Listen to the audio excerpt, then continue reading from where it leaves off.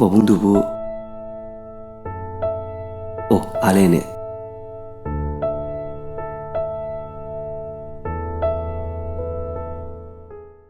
Babua ai manau faro chalo kike manau hoide sat babu am kebrene ko babung si ba ai ipa su kalate nei bu phare chalu aduga tanna mo halu ko 이빠이 자는 로션들이 인권 상문제 가나 로션 비도이노 호바 바보아 코 바봉 시디바 아시 모두 젖버시다 똥앙해바 아도 아이 자루 기게 엄다 파래 자루로 아이기 이사시 마빠이나 복분이 하이바다 까림때 핵장 따디더고 포조 바깥디요 그 똑레이노 강디요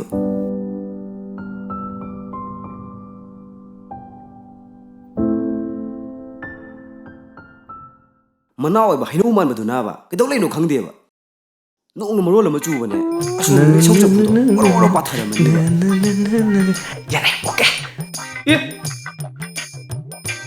hai hinu man ba ai di nang dai ai tok khoi khalu re ne adu ga nang di thibong le jaw le o sak phajaba ibungo hero sabda hongu man bo kaino nang na lawai de khanglang lai duna ya re du da lai ri kainu ga ri chodi e chu thik na loi ri ngarang hai gido nanai kaujade aina ne dukan sapado thogu do fo gari thau ko na roina ne aina thobi dram good adu ni dana adu phare ai chalo ki ge hore hala padale mu ko nanai ne adu ngai jaram ge thongal ne sokri ma tha ga ne ai pham ga ngai ram ge hoi hore hala padami thai lai bi re ke da chale masiyong hoi chalu ro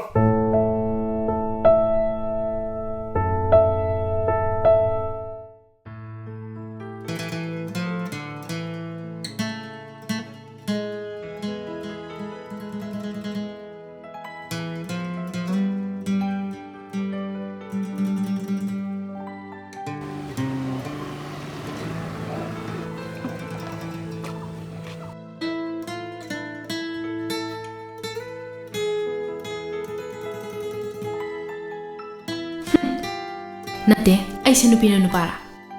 Kayu hau nu tu te Kumo, ai se nupi na nupara hai ba. nupi man de kai na ga hairam bi or ba shi ba ai to ge ne ni isok sa pusi da Kai ba. Na hu jigi do kai no ba. Ai ta roi chini ne. Ai mo chong chu pu kai na ga.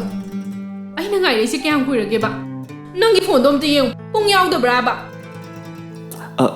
si pu no mak sa ai na te ba ko ba bung ne manau ga du na thon ma ta Yare, mingon da ta china ga na. Nate ne, unasi hai se nang na tra ba. Aduga ibuna hau yam lai ta bai type ta ga. Nang se ina yam pamjaba ga ta hali. Nupa yam yaw ra jani ko ai da koi ge ta nai se. Ai na ne, moi se stand by da ni thami se. jina nang mum da sau khino ba se Yare.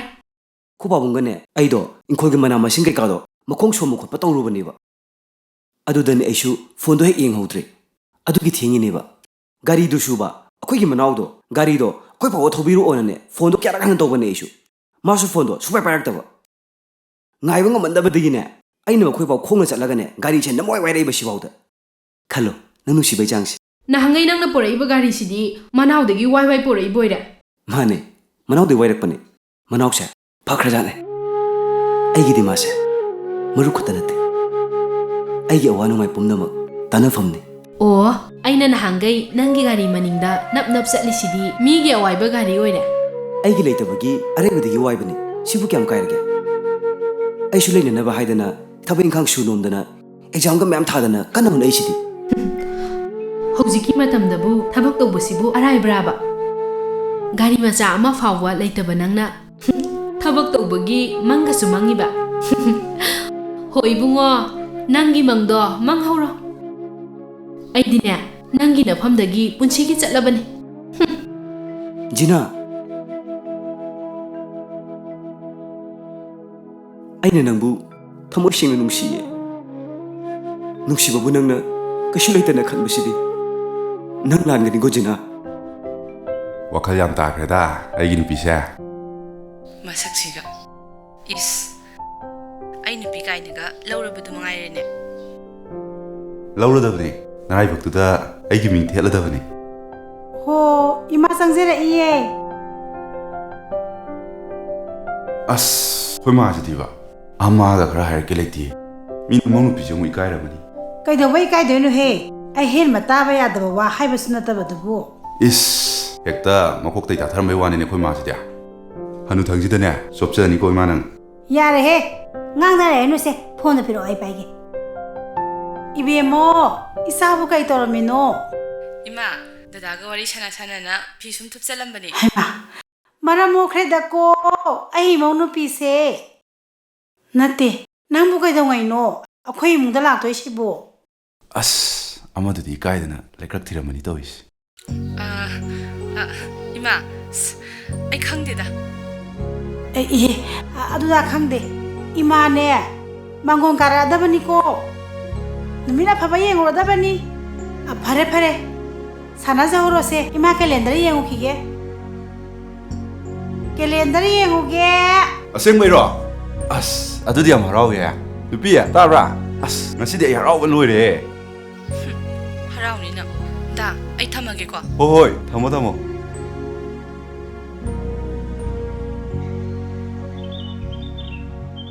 ꯕꯦꯅꯥꯎ ꯕꯦꯅꯥꯎ ꯉꯁꯤꯅꯦ ꯈꯣꯏꯗꯧ ꯁꯧꯒꯠꯄꯅꯦ ꯑꯩꯒꯤ ꯏꯆꯥ ꯑꯅꯤꯁꯦ ꯀꯔꯝ ꯊꯣꯛꯑꯒꯗꯕꯅꯣ ꯈꯪꯗ꯭ꯔꯦꯗ ꯌꯥ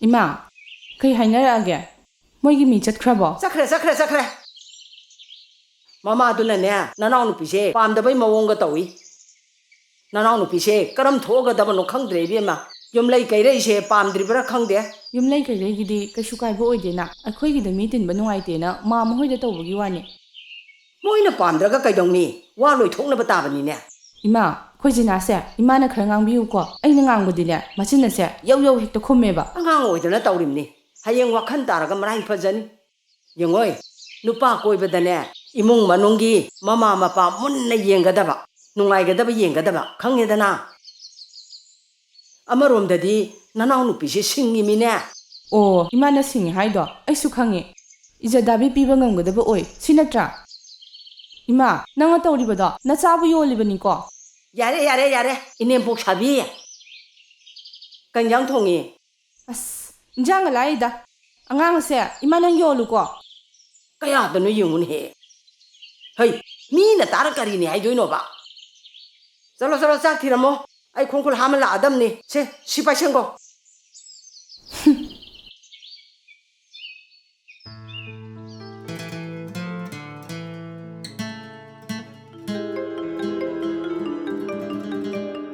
ꯍꯩꯃꯥ ꯁꯤꯗꯤ ꯍꯦꯟꯕꯅꯤꯅꯦ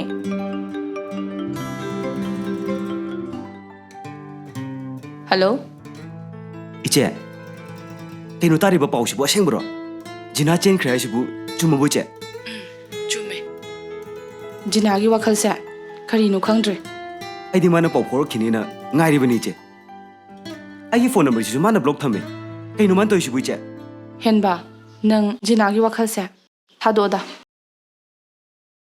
ꯅꯨꯄꯥꯗꯨꯅ ꯃꯥꯕꯨ ꯂꯧꯕ ꯉꯝꯃꯔꯣꯏ ꯍꯥꯏꯕꯒꯤ ꯃꯉꯣꯟꯗ ꯑꯋꯥꯕ ꯁꯥꯎꯅꯤꯡꯕ ꯑꯃꯠꯇ ꯂꯩꯇꯦ ꯍꯦꯟꯅ ꯑꯗꯨꯝ ꯅꯨꯄꯥ ꯈꯔꯒ ꯋꯥꯔꯤ ꯁꯥꯟꯅꯗꯨꯅ ꯂꯩꯊꯣꯛꯏ ꯁꯥꯟꯅꯁꯅꯨ ꯏꯆꯦ ꯃꯥꯅ ꯐꯅ ꯋꯥꯔꯤ ꯁꯥꯟꯅꯔꯕꯁꯨ ꯑꯩ ꯃꯥꯕꯨꯗꯤ ꯅꯨꯡꯁꯤ ꯏꯆꯦ ꯑꯩꯒꯤ ꯅꯨꯡꯁꯤꯕꯗꯤ ꯂꯦꯝꯅ ꯃꯥꯡꯂꯣꯏ ꯏꯆꯦ ꯍꯦꯟꯕ ꯅꯪ ꯋꯥꯈꯜ ꯐꯥꯊꯋꯣ ꯖꯤꯅꯥꯁꯦ ꯆꯦꯜꯂꯨꯔꯕꯤꯅꯦ ꯑꯗꯨꯒꯤꯁꯨ ꯃꯊꯛꯇ ꯃꯥꯅ ꯅꯪꯕꯨ ꯄꯥꯝꯗ꯭ꯔꯦ ꯍꯥꯏꯗꯨꯅ ꯅꯪꯕꯨ ꯏꯟꯊꯣꯛꯂꯕꯅꯦ ꯅꯪ ꯋꯥꯈꯜ ꯈꯟꯊꯕ ꯇꯝꯃꯨꯀꯣ ꯐꯅꯃꯛ ꯑꯣꯏꯗꯨꯅꯁꯨ ꯑꯩ ꯃꯥꯕꯨꯗꯤ ꯌꯥꯝ ꯅꯨꯡꯁꯤ ꯏꯆꯦ ꯑꯩ ꯃꯥꯕꯨ ꯌꯥꯝ ꯅꯨꯡꯁꯤ ꯏꯆꯦ ꯍꯩꯃꯥ ꯍꯦꯟꯕ ꯑꯩꯗꯣ ꯁꯣꯝꯗ ꯐꯣꯟ ꯑꯃ ꯂꯥꯛꯑꯦꯕꯀꯣ ꯑꯩ ꯑꯃꯇꯪ ꯊꯝꯒꯦ ꯑꯗꯨꯒ ꯑꯩ ꯍꯣꯔꯦꯟ ꯑꯃꯨꯛ ꯇꯧꯔꯛꯀꯦꯀꯣ ꯊꯝꯃꯦ ꯊꯝꯃꯦ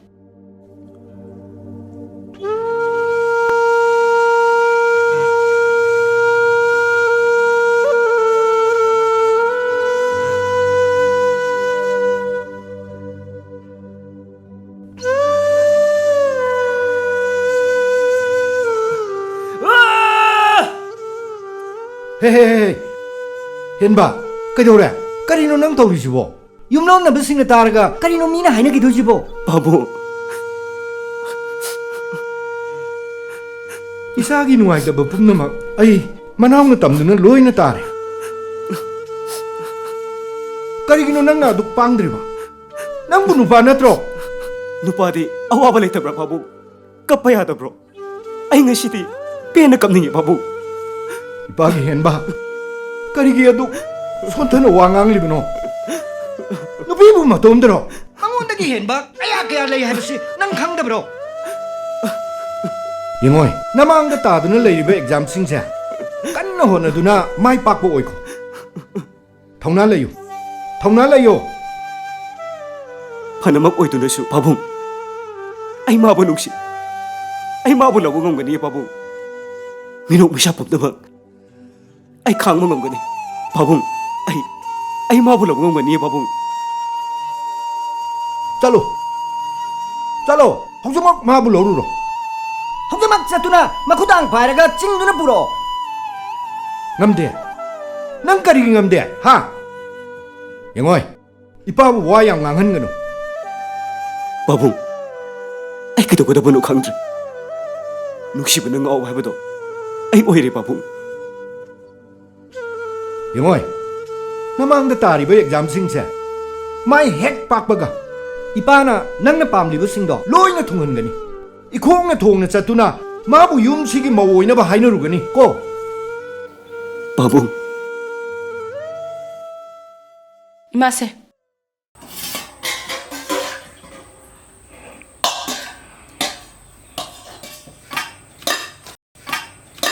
Ise, kay jang no. ꯍꯪꯗ꯭ꯔꯁꯨ ꯅꯨꯃꯤꯠꯇꯨ ꯎꯗ꯭ꯔꯣ ꯏꯅꯥꯎꯗꯤ ꯄꯩꯁꯥ ꯇꯥꯟꯕꯤꯅꯤꯅ ꯅꯈꯨꯠꯇ ꯍꯥꯝꯃ ꯆꯥꯒꯗꯕꯅꯤ Ima, isena haise kaino.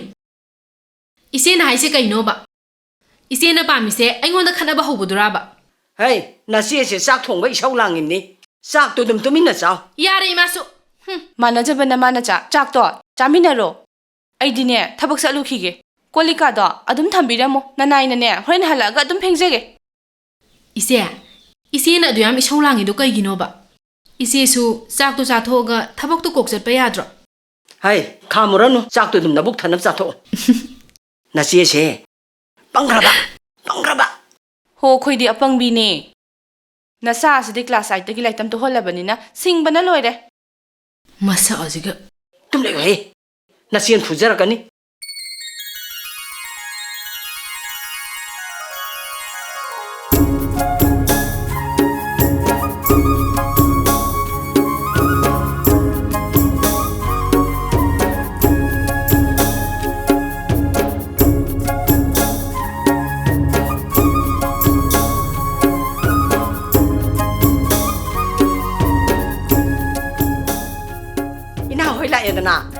Lao ka khalo. Hui se yogzare.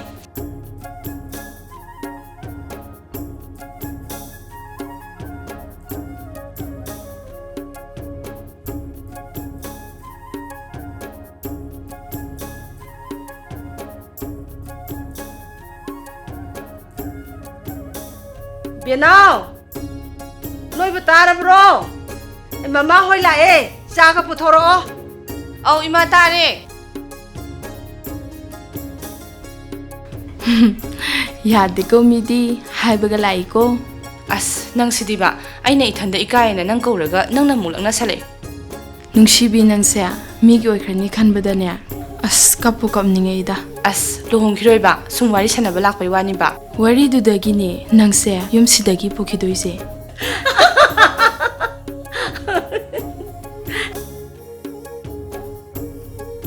Ai Bienao. Noi ko sa do loidir bera puthoro ne. ꯂꯣꯏꯔꯦ ꯏꯃꯥ ꯊꯣꯛꯂꯛꯑꯒꯦ ꯑꯁ ꯅꯣꯏꯒꯤ ꯅꯃꯥ ꯄꯦꯠꯅ ꯆꯦꯡꯕꯤꯁꯦ ꯑꯃꯨꯛ ꯂꯥꯎꯔꯛꯑꯦ ꯇꯨ ꯄ꯭ꯔꯣꯕꯥꯞꯇꯣ ꯌꯥꯝ ꯆꯥꯅꯔꯤ ꯁꯦ ꯆꯥꯁꯦ ꯑꯝꯇ ꯄꯥꯏꯕꯤꯌꯨꯁꯦ ꯑꯗꯣ ꯄꯤꯕꯗꯤ ꯍꯣꯔꯦꯟ ꯅꯪ ꯄꯤꯌꯨꯀꯣ ꯍꯣꯏ ꯀꯩꯅꯣ ꯅꯣꯏꯕꯨ ꯑꯆꯥꯄꯣꯠ ꯑꯁꯨꯛ ꯌꯥꯝ ꯄꯨꯔ ꯂꯥꯛꯏꯁꯤꯕꯣ ꯌꯥꯝꯗꯕꯅꯤꯗ ꯏꯆꯦ ꯈꯔ ꯈꯛꯇꯅꯤ ꯍꯩ ꯆꯥꯗꯨ ꯄꯣꯔꯛꯑꯣꯗꯅ ꯏꯃꯥꯗ ꯍꯥꯟꯅ ꯄꯤꯔꯣ ꯏꯃꯥ ꯆꯥꯁꯦ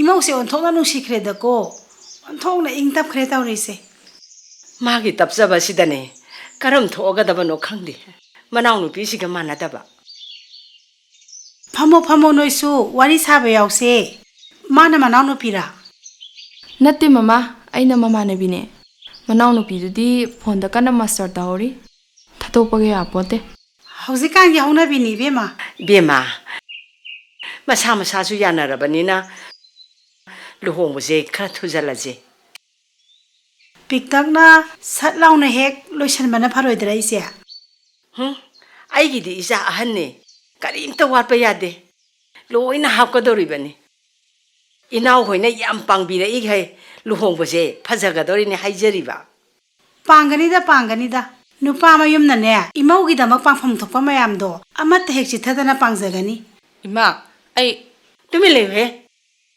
ꯏꯅꯥꯎ ꯃꯃꯥ ꯑꯩꯅ ꯋꯥꯅ ꯌꯣꯛꯆꯔꯛꯄꯁꯦ ꯅꯣꯏꯒꯤ ꯑꯣꯏꯈꯤꯗꯧꯔꯤꯅꯤꯗꯣ ꯑꯩꯒꯤꯗꯤ ꯑꯋꯥꯠꯄ ꯍꯥꯏꯕꯗꯣ ꯑꯣꯏꯗꯧꯔꯤꯅꯤ ꯑꯗꯨꯅ ꯏꯃꯥ ꯕꯦꯅꯥꯎ ꯂꯥꯛꯑꯣ ꯆꯪꯉꯁꯤ ꯂꯥꯛꯑꯣ ꯍꯣꯏ ꯏꯆꯦ ꯐꯔꯦ ꯃꯇꯝꯗꯣ ꯌꯧꯔꯒꯅꯦ ꯐꯖꯅ ꯒ꯭ꯌꯥꯟ ꯇꯥꯅ ꯑꯃꯨꯛ ꯇꯥꯟꯅꯔꯁꯤ ꯑꯁ ꯅꯣꯏ ꯃꯥꯁꯦ ꯃꯥꯏ ꯍꯧꯅꯕꯤꯁꯦ ꯃꯤ ꯃꯃꯥꯡꯁꯤꯗ ꯑꯃꯨꯛ ꯇꯧꯔꯛꯑꯦꯕ ꯀꯩꯅꯣꯕ ꯅꯪ ꯀꯩꯝ ꯃꯦꯜꯍꯧꯗ꯭ꯔꯕꯕ ꯑꯁ ꯅꯥꯎꯕꯤ ꯑꯩꯗꯤ ꯌꯥꯝ ꯏꯀꯥꯏꯖꯩꯗ ꯀꯩꯅꯣ ꯃꯥ ꯈꯜꯂꯤꯁꯤꯕꯣ ꯃꯤꯁꯤꯅ ꯀꯩ ꯈꯜꯂꯝꯗꯣꯔꯤꯒꯦꯕ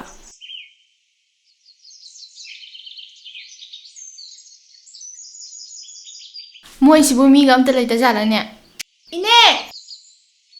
ꯏꯅꯦ ꯆꯦꯆꯤꯅꯥ ꯍꯣ ꯆꯦꯆꯤꯅꯥꯎ ꯑꯣ ꯇꯥꯔꯦ ꯍꯩꯃꯥ ꯕꯦꯝꯃ ꯅꯪ ꯂꯥꯛꯏꯕ꯭ꯔꯥ ꯍꯣꯏꯅꯦ ꯂꯥ ꯀꯥꯈꯠꯂꯣ ꯂꯥꯎ ꯐꯝꯃꯣ ꯂꯥꯎ ꯁꯦ ꯁꯤꯗ ꯏꯅꯦ ꯐꯝꯃꯨꯁꯦ ꯏꯃꯥꯅ ꯆꯠꯂꯨꯆꯣꯅ ꯂꯥꯛꯏꯅꯦ ꯑꯣ ꯈꯪꯉꯦ ꯏꯅꯦ ꯈꯪꯉꯦ ꯅꯃꯥꯅ ꯁꯦꯟ ꯄꯨꯒꯦ ꯍꯥꯏꯕꯗꯨꯔꯥ ꯑꯧ ꯃꯥꯅꯦ ꯏꯃꯥꯗꯣ ꯍꯌꯦꯡ ꯑꯣꯏꯅ ꯆꯠꯊꯣꯔꯛꯑꯒꯦ ꯅꯨꯃꯤꯠ ꯐꯔꯤꯉꯩꯁꯤꯗ ꯉꯁꯤ ꯑꯩ ꯆꯠꯂꯨꯔꯣꯅ ꯂꯥꯛꯏꯅꯦ ꯏꯅꯦ ꯍꯣꯏ ꯐꯔꯦ ꯉꯁꯤꯗꯤ ꯅꯨꯃꯤꯠꯁꯨ ꯐꯔꯤꯉꯩꯁꯤꯗ ꯅꯪ ꯍꯦꯛ ꯄꯥꯏꯈ꯭ꯔꯣ ꯑꯗꯨꯗꯤ ꯏꯅꯦ ꯁꯦꯟ ꯂꯧꯊꯣꯛꯎꯈꯤꯒꯦꯀꯣ ꯃꯆꯥꯅꯨꯄꯤꯁꯤꯅ ꯁꯦꯟ ꯇꯥꯜꯂꯕꯅꯤꯅ ꯁꯦꯟꯗꯣꯏꯒ ꯁꯥꯜꯂꯗꯅ ꯄꯩꯁꯥꯒꯁꯨ ꯇꯥꯟꯖꯔꯦꯅꯦ ꯍꯟꯗꯛ ꯆꯦꯜꯂꯨꯕꯗꯨꯁꯨ ꯁꯦꯜꯗꯤ ꯐꯖꯅ ꯀꯣꯠꯂꯝꯃꯅꯤ ꯕꯦꯝꯃ ꯁꯦꯟꯁꯤ ꯄꯥꯏꯁꯜꯂꯣ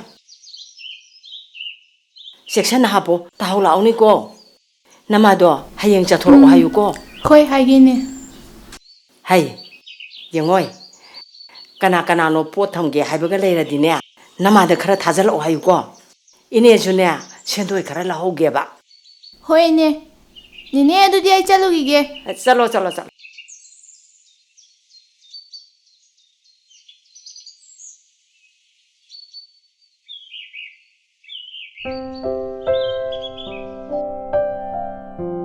ꯍꯦ ꯀꯥꯏꯗꯅꯣ ꯅꯪꯅ ꯆꯠꯀꯗꯧꯔꯤꯗꯣ ꯏꯃꯥ ꯈꯪꯉꯤ ꯃꯗꯨ ꯄꯥꯝꯗꯦ ꯐꯕ ꯑꯣꯏꯔꯣꯏꯀꯣ ꯑꯁ ꯏꯃꯥ ꯃꯤꯒꯤ ꯃꯤꯋꯥ ꯄꯨꯡꯂ ꯂꯧꯕꯁꯨ ꯂꯥꯟꯒꯅꯤꯗ ꯍꯦ ꯃꯤꯒꯤ ꯃꯋꯥ ꯂꯧꯕꯤꯒꯗꯕ ꯇꯣꯝꯕꯤ ꯅꯠꯇꯦꯅꯦ ꯈꯪꯉꯕ꯭ꯔꯥ ꯏꯃꯥꯅ ꯄꯥꯝꯗꯦ ꯍꯥꯏꯔꯗꯤ ꯅꯪ ꯇꯨꯃꯤꯟꯅ ꯂꯩꯐꯝ ꯊꯣꯛꯇ꯭ꯔꯣ ꯏꯁ ꯀꯔꯤꯅꯣ ꯏꯃꯥꯅ ꯍꯥꯏꯅꯤꯡꯉꯤꯁꯦ ꯅꯨꯄꯤꯗꯣ ꯍꯦꯛ ꯂꯧꯔꯛꯄꯗꯅꯦ ꯅꯪ ꯌꯨꯝꯁꯤꯗ ꯂꯩꯕ ꯐꯪꯉꯣꯏ ꯅꯃꯥ ꯑꯩꯒꯁꯨ ꯃꯔꯤ ꯇꯠꯅꯔꯕꯅꯤ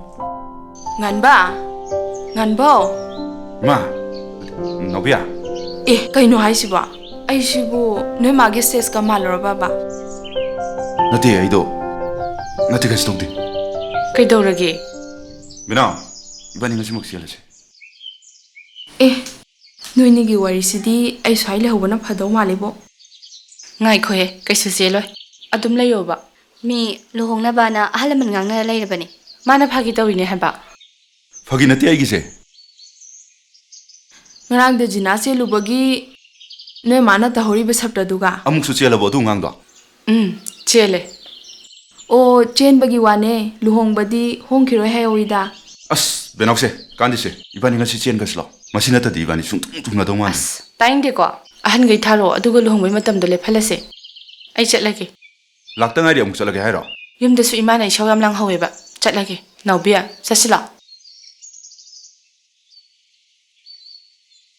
ꯕꯦꯅꯥꯎ, ꯅꯪꯅꯗꯤ ꯈꯪꯗ꯭ꯔꯤꯕ 이마는 홀로리바 몽시다 낭에게 눅시번 통세 여로이를 간보다 아이는 와리버시디 낭디 우람로이 고베나오 호이 호이 아스 까나노 저거 좀 폰도로 이시보 아도 아이폰 람다 파이케 nga이코고 할로 진아 아이니 오 아이는 넘버 강도 보마야 엄마 짜가짜가 떠오르디 낭 왜래 까이노 낭나 수염 짜가짜가 떠오르 이시보 진아 능 아무도 샤오키노 그더러게 아이 능기 ጳ울로인 따래 능나부 야비르버디 아이 능기더먹다 호지슈 레피에 진아 아스 짤와다 ꯌꯥꯝꯅꯅꯦ ꯑꯩꯉꯣꯟꯗ ꯆꯩ ꯈꯣꯏꯅꯔꯛꯀꯅꯨꯀꯣ ꯃꯁꯤꯗꯤ ꯀꯛꯀꯦꯗꯍꯦ ꯃꯁꯤ ꯀꯩ ꯀꯥꯟꯗꯕꯗ ꯆꯒꯠ ꯁꯨꯝ ꯇꯧꯔꯛꯏ ꯃꯥꯒꯨꯝꯕ ꯑꯃꯅ ꯑꯩꯉꯣꯟꯗ ꯀꯃꯥꯏꯅ ꯆꯟꯅꯗꯣꯏꯅꯣꯕ ꯕꯤꯠ ꯌꯥꯝ ꯇꯤꯛꯑꯦ ꯑꯩ 진아 ꯅꯪ ꯅꯣꯡꯃꯗꯤ ꯁꯣꯏꯗꯅ ꯋꯥꯈꯜ ꯇꯥꯔꯛꯇꯨꯅ ꯑꯩꯒꯤꯗꯃꯛꯇ ꯑꯃꯨꯛ ꯍꯜꯂꯛꯎꯀꯣ 이마우 ꯑꯩ ꯁꯤꯗ ꯐꯤꯔꯣꯟ ꯊꯝꯃꯝꯕꯗꯨꯗꯤ ꯍꯥꯏ ꯅꯅꯦ ꯕꯦꯅꯨꯗ ꯑꯃꯣꯠ ꯄꯈꯩꯗꯣ ꯁꯨꯔꯨ ꯑꯣꯏꯅ ꯄꯤꯈ꯭ꯔꯕꯅꯤ ꯀꯩꯗꯧꯔꯒꯦ ꯀꯩꯁꯨ ꯇꯧꯗꯦꯗ 이마 ꯈꯣꯡꯒ꯭ꯔꯥꯎꯗꯅꯦ ꯁꯦꯜ ꯈꯔ ꯌꯥꯎꯈꯤꯕꯅꯦꯕ ꯀꯌꯥ ꯌꯥꯎꯈ꯭ꯔꯤꯕ ꯌꯥꯝꯗꯦꯗ ꯂꯨꯄꯥ 4,000 ꯈꯛꯇꯅꯤ 이마 이비마 루파 4,500두부 너네 베누나 피수보이 어와만 말아이 오이자라니 나제고 얌 사티나 어와바 비비래. 너희는 만나 자 ngatamda tumin leibigera.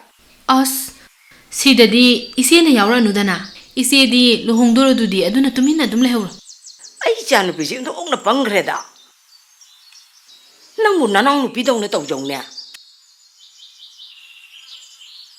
이마 이세기 루홍보다디 아이나 어운봇 마ям 삐도이네세 마 ꯈꯪꯗ꯭ꯔꯤ ꯑꯗꯣ 이마나 파자나 아무다 이제다 하요바 ꯄꯥꯝꯖꯗꯦ ꯅꯣꯏꯅ ꯄꯤꯕ ꯄꯣꯠꯇꯣ ꯑꯩ ꯑꯝꯇ ꯄꯨꯔꯣꯏ ꯑꯩꯅ ꯇꯨꯡꯁꯤꯟꯖꯕ ꯁꯦꯟꯅꯅꯦ ꯑꯉꯝꯕ ꯈꯔ ꯄꯨꯗꯣꯏꯅꯦ 이씨 이샤디 차티 다라마니다고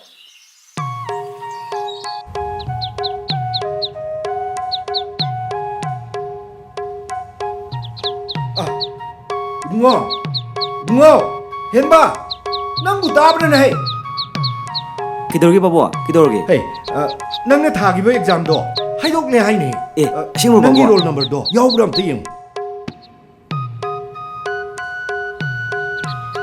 에 바보야 시대 야오래 ha 시대 야오래 바보 또 nuhaireda isagi hona zaman mahi phangledana adunindena mapana haiba inba macha haidude Heshwar 바보 ꯑꯩꯅ ꯅꯍꯥꯟ ꯍꯥꯏꯈꯤꯕ ꯖꯤꯅꯥꯒꯤ ꯋꯥꯐꯝꯗꯣ ꯕꯥꯕꯨ ꯍꯧꯖꯤꯛꯇꯤ ꯊꯕꯛꯁꯨ ꯃꯥꯏ ꯄꯥꯛꯂꯕꯅꯤꯅ henba nang madugi wafam do aingonda mo hanu palakano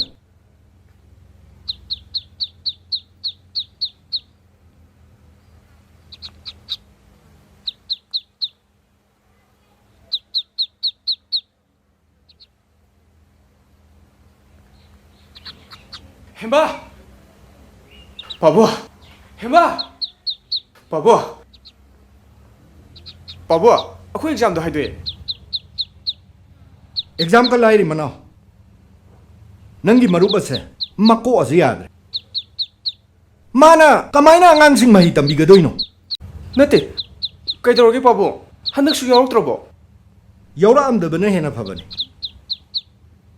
ipa isa hanagum su nomduna hingbado maduna hena phai ijat yaudagi lukmai da haptuna yonbi amabu ai imo oiba sup ngam ngamoy hey manao 바보 migi manamse yam sana chatle mang ki bai ijat hanjan bai yade haibase nangi marup asina mahi masing haijarabasu karimta khangdramane nangna khara haibirum ꯑꯁ ꯀꯣꯛꯀ ꯉꯥꯎꯏꯗ ꯃꯥꯅ ꯑꯗꯨꯒꯤ ꯅꯨꯄꯤꯗꯨꯗ ꯑꯗꯨꯝ ꯇꯧ ꯂꯩꯁꯤ ꯀꯩꯅꯣꯕ ꯀꯔꯤꯅꯣ ꯃꯤ ꯃꯥꯅ ꯈꯜꯂꯤꯁꯤꯕꯣ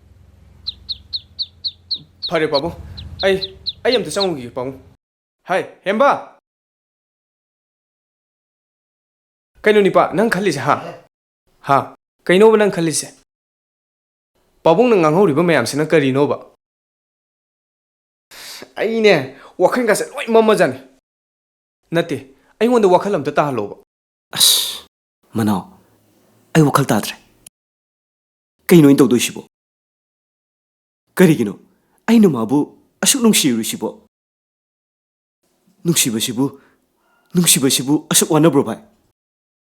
Nipa, uigadaba wa haiba ma leibane. Nangna mabu nungsi haibase. Aikoi loina khangi. Adubu nungsiba ma phangnabagidamagta isagi ijatpu kaisu leitena khanbadudi nang landro. Thangjangiba khongphamse amung handokpa yaroidabane. Nupagidi ijat leitabro. Aikhoigidi ijat yaudro. Aigi oikraba thawai mangdi khana thamjariba posak amabu taraina mingonda kamaina pithokadoino. Nupibu sanapotkum amadong pi tawbadi. Bhai, ai madu yaba sukam ngamoy. Khangadaba nupi mana masagi ijato khandagai amadamu yon taw leire. Aduga samagi mapu oiriba nipa nangna ha nangna ijat kaina nang khalido tayo nadraba nate nang khalido tayo nadro. Fare. Nakhoi miyamna haibado. Ai yarage. Adubu bai. Magi wakal thadu haibado mati.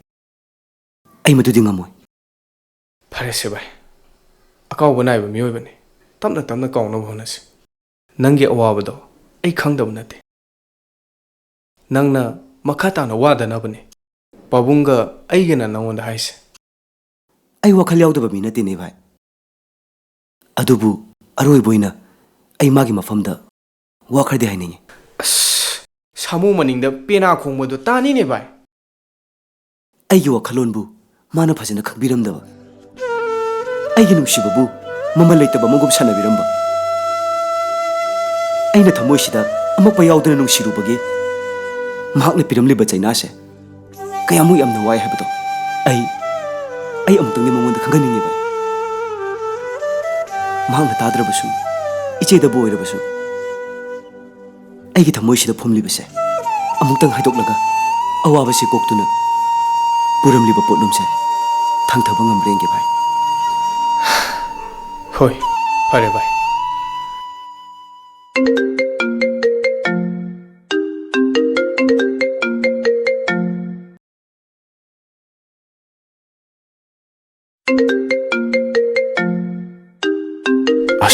Masi nupi je phone yung tawsli doy.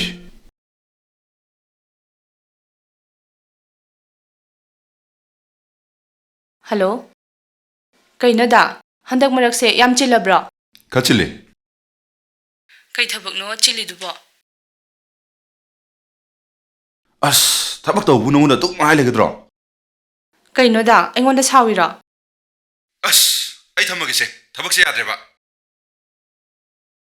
Ngai khoda. Nang handak marakse kaino mi tawi. Hana ga yam manadre. Nang ai nungsidrabo? Nang na chense haibada yadabagi sawira ba? Benao. Ai haibam khangdre. Nupi haiba nupi ja. Ai sungai ai naraktre. Ado kaidawrage ba? Aidi nangonda lan khidabrana khalida. Lalibse kanano khangdre. Imane maroma. Ai kokaloi ngawre. Kaidawrage haisibo? Wari sanarija. Amulu makataramati. Shokto godrumne. Ai thamage ko. Ai thame. Haima, thamkhrini. Kaigino mana aingonda sawrisibo? Kaigino mana aiga wari sanaraga imana sawrani hairisina. Imado aibudi mamo oiba yam pamjakhibanida. Benao. Ai nang munuksidabadi nate. Imagi mayokta lepa pamdabagi ai nang bulapthoklage haiba phirapse. Lokhibani. Nang aibudi warogano ko benao. Nabani di kai chatloiba? Che, thabam salubani. Ada lambi thoyena ise do wam ta hairong gena sangpani. Oh, kai wano hairo. Henba, nang di wakhal phajana taramedana. Phare. ꯏꯅꯥꯎꯅ ꯋꯥꯈꯜ ꯇꯥꯕ ꯋꯥꯈꯜ ꯇꯥꯔꯕꯅꯤ ꯏꯆꯦ ꯖꯤꯅꯥꯗ ꯋꯥ ꯈꯔ ꯍꯥꯏꯅꯤꯡꯉꯦꯅ ꯑꯗ ꯃꯥꯅ ꯇꯥꯕꯤꯗ꯭ꯔꯕꯁꯨ ꯏꯆꯦꯗ ꯍꯥꯏꯔꯒ ꯃꯥꯒꯤ ꯊꯃꯣꯏꯒꯤ ꯑꯋꯥꯕꯁꯦ ꯀꯣꯛꯂꯒꯦ ꯍꯥꯏꯗꯅ ꯑꯩꯉꯣꯟꯗ ꯍꯥꯏꯃꯟꯕꯗꯒꯤ ꯂꯥꯛꯏꯅꯤ ꯏꯆꯦ ꯚꯥꯏ ꯅꯪꯅ ꯍꯥꯏꯅꯩꯗꯣ ꯏꯆꯦꯗ ꯑꯣꯏꯁꯨ ꯍꯥꯏꯔꯣꯗꯅ 이제 ꯑꯩ ꯃꯥꯕꯨꯗꯤ ꯌꯥꯝ ꯅꯨꯡꯁꯤ ꯑꯗꯨꯒ ꯑꯩ ꯊꯕꯛ ꯑꯃꯁꯨ ꯇꯧꯔꯤ ꯅꯪ ꯊꯕꯛ ꯇꯧꯔ ꯀꯩꯗꯧꯔꯒꯦ ꯍꯥ ꯅꯪ ꯊꯕꯛ ꯇꯧꯔ ꯀꯩꯗꯧꯔꯒꯦꯕ ꯏꯁ ꯅꯪꯅ ꯈꯜꯂꯤꯕꯨ ꯅꯪ ꯊꯕꯛ ꯇꯧꯔꯦ ꯑꯩꯅ ꯌꯥꯔꯅꯤ ꯄꯥꯝꯃꯅꯤ ꯁꯤꯔꯣ ꯏꯕꯨꯡꯉꯣ ꯏꯆꯥꯅ ꯄꯥꯝꯗ꯭ꯔꯦ ꯅꯨꯡꯁꯤꯗ꯭ꯔꯦ ꯍꯥꯏꯔꯗꯤ ꯀꯣꯛꯊꯣꯛꯑꯣꯗꯅ ꯅꯣꯏꯒꯨꯝꯕꯅꯅꯦ ꯏꯆꯥ ꯅꯨꯄꯤꯒꯤ ꯊꯃꯣꯏ ꯄꯦꯜꯍꯟꯕ ꯉꯝꯒꯗꯕ ꯅꯠꯇꯦ ꯌꯥꯔꯦ ꯏꯃꯥ ꯖꯤꯅꯥ ꯅꯪ ꯏꯃꯥꯁꯦ ꯄꯨꯔꯒ ꯀꯣꯟꯁꯪ ꯆꯠꯅꯤꯗꯣ ꯌꯥꯔꯦ ꯍꯦ ꯏꯆꯦꯁꯨ ꯀꯩꯒꯤꯅꯣꯕ ꯏꯆꯦꯅ ꯃꯥꯒꯤ ꯃꯤꯆꯪ ꯑꯁꯨꯛ ꯌꯥꯝ ꯆꯪꯉꯤꯁꯤꯕꯣ ꯍꯩ ꯂꯥ ꯆꯠꯁꯤꯂꯥ ꯃꯥꯒꯤ ꯃꯤꯆꯪ ꯆꯪꯕꯗꯣ ꯈꯔ ꯇꯣꯛꯎꯀꯣ ꯏꯆꯦꯅ ꯂꯥꯛꯑꯣꯕ ꯆꯠꯁꯤꯜꯂꯛꯑꯣꯕ ꯚꯥꯏ ꯆꯠꯂꯁꯤꯔ ꯑꯩ 이게 좀 깎더래 ꯆꯠꯂꯣ ꯃꯅꯥꯎ ꯑꯝꯇ ꯉꯥꯏꯈꯣꯁꯦ ꯁꯥꯎꯈꯤꯅꯨꯁꯦ ꯑꯝꯇ ꯐꯝꯃꯨꯁꯦ ꯍꯦꯟꯕ ꯀꯩꯅꯣ ꯅꯪꯅ ꯍꯥꯏꯅꯤ ꯍꯥꯏꯕꯗꯣ ꯍꯥꯏꯔꯣ ꯑꯗꯨꯒ ꯅꯪꯒꯤ ꯑꯋꯥꯕ ꯅꯨꯡꯉꯥꯏꯇꯕꯗꯣ ꯂꯣꯏꯅ ꯀꯣꯛꯄ ꯑꯣꯏꯖꯔꯣ 이제 ꯑꯩ ꯃꯥꯕꯨꯗꯤ ꯌꯥꯝ ꯅꯨꯡꯁꯤꯕꯅꯤ 이제 ꯑꯗꯨꯕꯨ ꯑꯩ ꯊꯕꯛ ꯑꯃ ꯇꯧꯔꯦ ꯍꯥꯏꯗꯨꯅ ꯃꯥꯕꯨ ꯅꯨꯡꯁꯤꯗꯕ ꯏꯟꯊꯣꯛꯄꯗꯤ ꯅꯠꯇꯦ 이제 ꯃꯨꯟꯅ ꯈꯟꯊꯔꯨꯕꯗ ꯄꯥꯕꯨꯡꯅ ꯆꯣꯞꯄ ꯏꯀꯥꯏꯕ ꯅꯪꯒꯗꯕ ꯀꯌꯥꯗꯣ ꯑꯗꯨꯒ ꯑꯩꯅ ꯃꯤꯃꯥꯡ ꯊꯣꯛꯀꯗꯕ ꯀꯌꯥꯗꯣ 이제 ꯑꯗꯨ ꯈꯟꯊꯔꯨꯕꯗ ꯑꯩ ꯃꯥꯒꯤ ꯋꯥꯈꯜꯁꯦ ꯀꯥꯎꯊꯣꯛꯄ ꯇꯝꯂꯒꯦ ꯍꯥꯏꯅ ꯈꯜꯂꯤ 이제 이제 마나 지나부디 따싱나 눅시자버네 nga랑막때다수 지나부 러러니 하이다나 마나 깝깝다나 어와바 그야마 캉리버네 아두가 솜다나 바붕나 마부 러라버디 윰도 타독두나 zat키가니 시니 바붕가 가이나버슈 팜데 아이부 와나 욕비두나 시여우나 호나락보다 와자라비 이빠네 아두나 이제 한dak mapoksimagidi pabung na habiin mamacha haibado ay oining ije ay nungsiba thuna hudrabasu ay na mabu nungsibagi mamisimadi thamoisida adum lengdana leikrasanu ije magi mafamda amuk hana suela roi haina ije magi mafamda khar tambiyo mana bye ꯆꯠꯂꯁꯦ ꯍꯦꯟꯕ ꯃꯇꯨꯡ ꯇꯥꯕ ꯄꯨꯟꯁꯤꯗ ꯑꯐꯕꯗ ꯑꯣꯏꯌꯨꯀꯣ ꯏꯅꯥꯎꯁꯤꯗꯤ ꯆꯦ ꯑꯗꯨꯗꯤ ꯑꯩꯈꯣꯏ ꯑꯃꯨꯛ ꯆꯠꯂꯨꯈꯤꯒꯦ ꯍꯣꯏ ꯍꯣꯏ ꯆꯠꯂꯨꯔꯣ ꯕꯦꯃꯥ ꯏꯆꯥꯕꯨ ꯀꯩꯗꯧꯔꯒꯦ ꯅꯁꯥ ꯉꯝꯗ꯭ꯔꯕꯣ ꯅꯪꯕꯣ ꯏꯃꯥ ꯑꯩ ꯉꯥꯛꯇꯪ ꯇꯨꯃꯤꯟꯅ ꯑꯝꯇ ꯂꯩꯖꯒꯦ ꯆꯦꯆꯦ ꯅꯣꯏ ꯁꯥꯏꯅ ꯀꯩ ꯍꯥꯏꯔꯛꯏꯅꯣ ꯍꯥꯏꯔꯛꯑꯣ ꯁꯦ ꯍꯥꯏꯔꯛꯑꯣꯕ ꯌꯥꯔꯦ ꯑꯩ ꯇꯧꯒꯦ ꯆꯤꯆꯤ ꯐꯣꯟ ꯇꯧ ꯃꯉꯣꯟꯗ ꯆꯠꯈ꯭ꯔꯣ ꯆꯠꯂꯣ ꯅꯪꯗꯤ ꯑꯩꯒꯤ ꯇꯧꯁꯦ ꯎꯔꯒ ꯅꯪ ꯄꯦꯜꯂꯣ ꯅꯪ ꯄꯩꯁꯥ ꯄꯥꯏꯍꯧꯔꯒ ꯂꯣꯏꯔꯦ ꯅꯁꯥꯒꯤꯗ ꯈꯟꯕ ꯅꯪ ꯋꯥ ꯉꯥꯡꯒꯅꯣ ngasi icheda nang kaurakano ai nangi na chena trabane imagi benao karigino isana nanauda asuk yamna warauri basibo hayo se imada se hayo ima hausik te aiso magomna dawada isana yazare 아이수 이마기 마팜나 셀 저번 빈도나 이마부 농아이나 탐나게 이마기 변아 이바나 누비야 도미 티키버도 이마기야 소이바 알한바 카라 소이다나 먹일래람가니 이마 토나 복바 이나우생기 마망다 이마부 베사 파이비니 란톰 라이비니 바봉 야우드라바서 나자누비 고야니나 이마나 셀 저번 비선두나 누가이나 탐방함이 할거도 옷라게 Iche, ai wakal ama tarakpagum tawwe. Imagi Pianaw. Sana warawribado. Ima khang. Nanaw sina tawriba mawongsida. Isasu nanaw gumna tawrongmani haidna.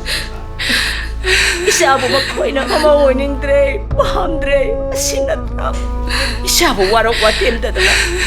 Ijapu khongboyna hanba. Adugi mahayna lanjadabi chada phange.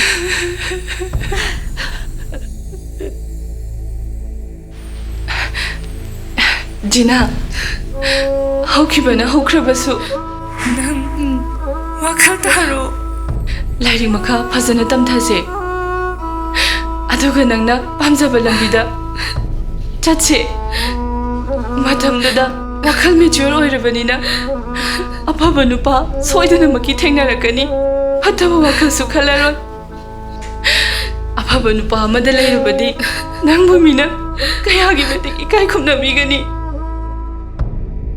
Iche, nangdi aigi arangba thongmoine. Ichegi arangba mangana ngalanbiduna. Nanaugi mamluraba wakalbu afabada lamjingpire. Iche, nangdi imadagi su hena magul laibine. Imagi Pianaw. Sagi amak palaytraba wakal. Imabu afaba lambida lamjing. Isagum binga hakda leramlabadi. Nupi oibi aikoigi thap aduki matik wanghamgani. Imana wakal thelubana. Isabu amamba lambida lamjingpire.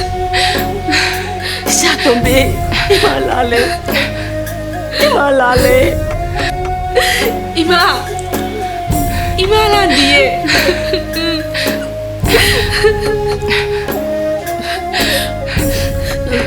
Che, kapkhanu se. Jina, kapkhanu. Haujiktine kapagi matam natrabani. Nangna wakal tara ise. Asimuk nungaiba iche di leitre. Iche.